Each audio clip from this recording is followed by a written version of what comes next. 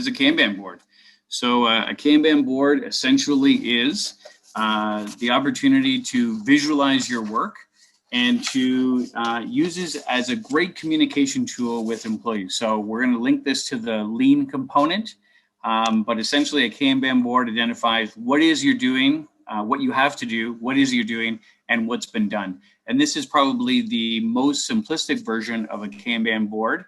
And in the situations where I've applied it, we've often started with something this simple and then evolved it into a more complex visual board as people become more comfortable with understanding the lean concepts, seeing how the tool can be useful to them to visualize and manage and prioritize their work, and then start expanding that to bring it into place so that teams and others can use it as a tool for seeing what work needs to be done and prioritizing that. So hopefully we're still working here. So what are the Kanban principles? So ideally, visualizing the work. Work that gets visualized gets done. We know what we're doing. We know what our priorities are. And it gives us opportunities to measure that work. So it improves decision-making, scheduling of work, and then also allows us to limit work in progress.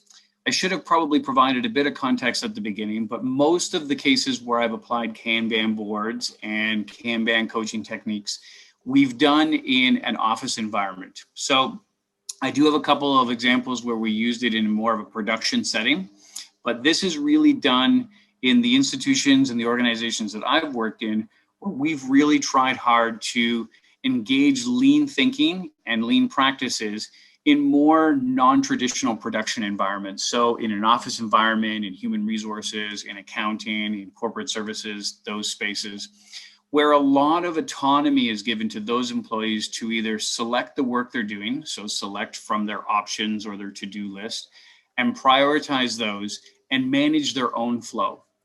And where we've found there's been problems is employees are often busy, but are we identifying the right tasks? Are we measuring those? Are they in fact limiting their work in progress? Are they focusing their energies on the right value add activities?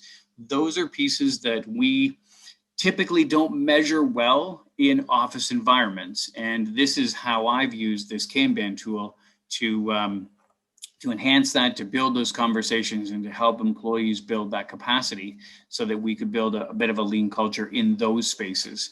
It sometimes is a little easier when there are task focused and more of a production environment, but the ebbs and flows of an office environment sometimes make this a little bit more challenging. So this is, in fact, where we've had most of our successes.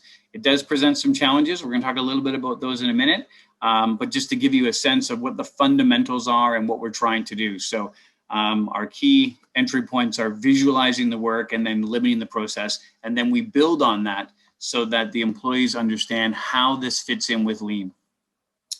So in the environments that I've worked in, trying to create a lean understanding and build lean capacity and using the priorities in lean to build basic lean thinking and continuous improvement strategies, we've really struggled to get those employees to understand how to pull and how to create flow, and understanding how in the choices that they make about the work that they do and how they deploy the resources they have, how they can identify value. And then of course, how do we bring that full circle, understand what we've done, what value was realized, and how do we improve it on future cycles. And in the office environment, this is a bit more challenging, partly because people work in very autonomous workspaces. They do often have unsupervised sections. There isn't necessarily the same measures in flow. So in the environments that I worked in, we've tried really hard to use this tool to help educate and teach our team members, our employees, on how lean could be advantageous. When we first launched Kanban boards in an office environment at the university, I'll use that as a current example. One of the challenges we had was getting people to see how lean and continuous improvement applied to them. We did the boot camps, we did the kickoffs, we did a number of things, but the tool that we kept coming back to as a great entry point was using Kanban boards for a whole range of reasons.